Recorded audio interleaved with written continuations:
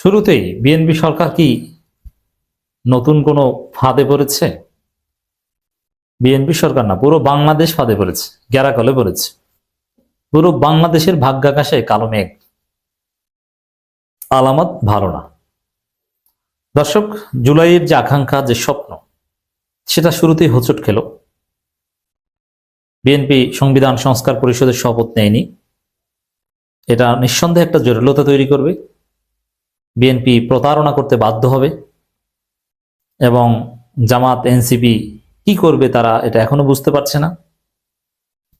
আবার সেই পুরনো ফেসিবাদদের নতুন ভার্সন ফেসিবাদ 2.0 ফিরে আসবে, হু নোস। তবে দেশে কি ঘটবে আপনি কল্পনা করলে অবাক হবেন। এই জন্য বেশি কল্পনা করেন না, জিকির আজগার করেন। কারণ বিএনপি সংবিধান সংস্কার পরিষদের শপথ নেয়নি।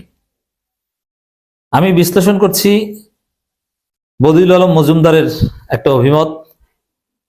বিএনপির প্রতিনিধিরা সংবিধান সংস্কার পরিষদের সদস্য হিসেবে শপথ না নেয় জটিলতা সৃষ্টি হলো। এর মানে এই জটিলতা বাংলাদেশকে থামিয়ে দিবে। এই জটিলতা বাংলাদেশকে বিপদগ্রস্ত করবে। বাংলাদেশকে একটা ভিশাস সার্কেলের ফাঁদের মধ্যে ফেলে দিয়েছে। বাংলাদেশ এবার সেই ভিশাস সার্কেল থেকে বের হওয়ার যে একটা স্বপ্ন দেখেছিল, সেটা হচ্ছে না। তাহলে বিএনপি কি করবে? দেখেন, জামাত যদি অঘটন যে ঘটে গেছে, আমার মনে হয় না যে এটা পরিবর্তনের সুযোগ আছে। কারণ জামাত এখন পর্যন্ত যে রাজনীতি করছে, টোটালি অ্যাবসার্ড এবং আনস্মার্ট। সকালে এক কথা, বিকালে এক কথা, নিজেরা যা বলে তা নিজেরাই করতে পারে না। অনেকটা হতাশ এবং মন খারাপ, বুঝতে পারেনি, বোকা হয়ে গিয়েছে। হ্যাঁ, সেটা তো আমরাও দেখতে পাচ্ছি। এই জায়গায় জামাত যদি আবার ঘুরে দাঁড়িয়ে বিএনপি কঠিন চাপে রাখতে পারে, তাহলে বিএনপি সংবিধান সংস্কার পরিষদের শপথ নিবে। কিন্তু কি করবে এটা একটু বলে দিই। এই যে বিএনপি সংসদ গঠন করেছে, সংসদের অধিবেশন শুরু হবে খুব দ্রুত। সংবিধানের যেসব বিষয় পরিবর্তন করা দরকার ওইটা করে ফেলবে। আরো অনেক সংস্কার ঠিকই পার্লামেন্টে বাস্তবায়ন করে ফেলবে। এবং যেগুলো করবে তাতে জামাত খুশি হবে, এনসিপি খুশি হবে, জনগণ খুশি হবে, আর বিএনপি তো খুশি খুশি। সংবিধান বিসমিল্লাহ আর অনেক কিছু ঢুকিয়ে ফেলবে। কিভাবে ঢুকাবে? এই পার্লামেন্টের মাধ্যমে ঢুকাবে। এদিকে সংবিধান সংস্কার পরিষদের ওগুলোর দাম বিএনপির কাছে নেই, ওগুলো তারা চেনে না। আরো কিছু সংস্কার করবে 31 দফার আলোকে। এরপরে যখন যদি বাই চান্স জামাত এনসিপি জোরালো চাপ, জামাত না পারলে এনসিপি যদি পারে, কঠিন চাপ দিতে পারে, চাপে রাখতে পারে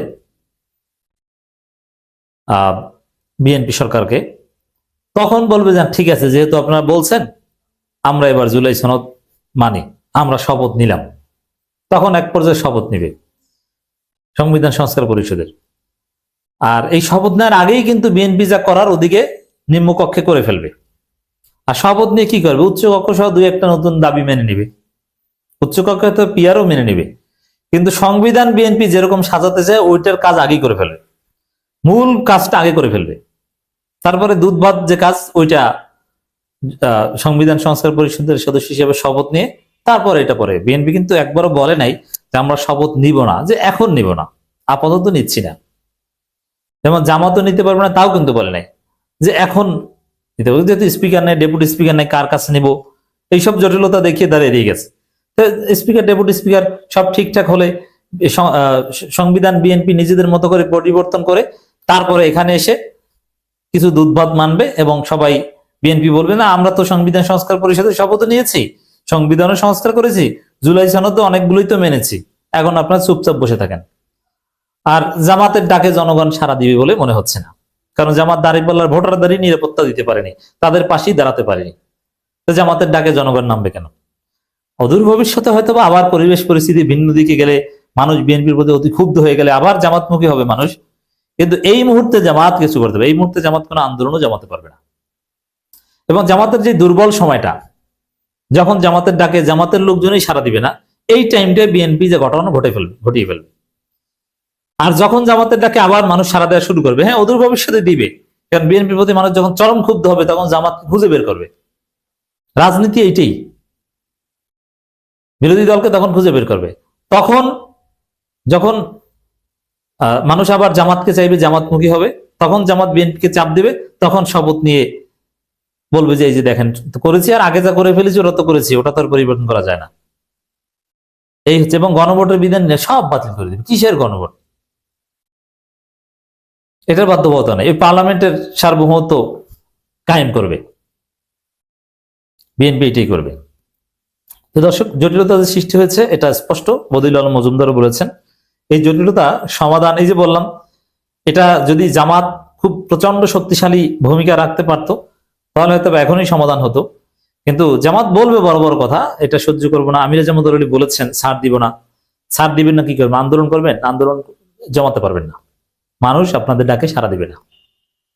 এমনকি এই মুহূর্তে আমি বলছি, এই মুহূর্তে যদি জামাত বলে যে আমরা উপজেলায় উপজেলায় বিশাল বিশাল মিছিল করব, জামাতের অধিকাংশ রোকনকেই কাছে পাবে না, কারণ তারা এখন ভয় আছে। এবং এক্ষেত্রে সংগঠন হাইকমান্ড অভয় দিতে পারেনি। যতটুকু ভীতি দূর করেছে এটা আমরা অ্যাক্টিভিস্টরা করেছি, ব্যক্তিগতভাবে নানান জায়গায় পরিবেশ ঠিক করেছি, কিন্তু সংগঠন হিসেবে অনেক ইউনিয়ন আমিরকেও এখন মিছিলে পাবে না, সেই পরিস্থিতি নাই। তো এই যে জামাতের দুর্বলতা, এই সুযোগটা বিএনপি কাজে লাগাবে, এটা জানে। শিবির হয়তো বা কিছুটা সাহসী আছে ক্যাম্পাসগুলোতে, কিন্তু লোকাল পর্যায়ে শিবিরও তেমন কিছু করতে পারবে না। তো দর্শক, কিছু অভিযোগ থাকলেও ত্রয়োদশ জাতীয় সংসদ নির্বাচন মোটামুটি শান্তিপূর্ণ হয়েছে। যারা ভোট দিতে চেয়েছেন তারা ভোট দিতে পেরেছেন। মনে হয় যেন সংশ্লিষ্ট সবাই ফলাফল মেনে নিয়েছে। হ্যাঁ, ফলাফল মেনে নিয়েছে, এবং যে ফাঁদে করেছে জামাত, তাতে ফলাফল মেনে নেওয়া ছাড়া আর কোনো উপায় নেই।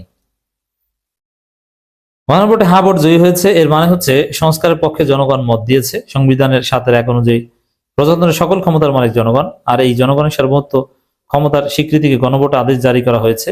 জুলাই জাতীয় সনদ সংবিধান সংস্কার বাস্তবায়ন আদেশ 2025-এর 3 অনুচ্ছেদে বলা আছে, জনগণের সার্বভৌমত্ব ক্ষমতা প্রয়োগের উদ্দেশ্যে এই আদেশ এবং জুলাই জাতীয় সনদের সংবিধান সংস্কার সম্পর্কিত অংশ গণভোটে উপস্থাপন করা হইবে।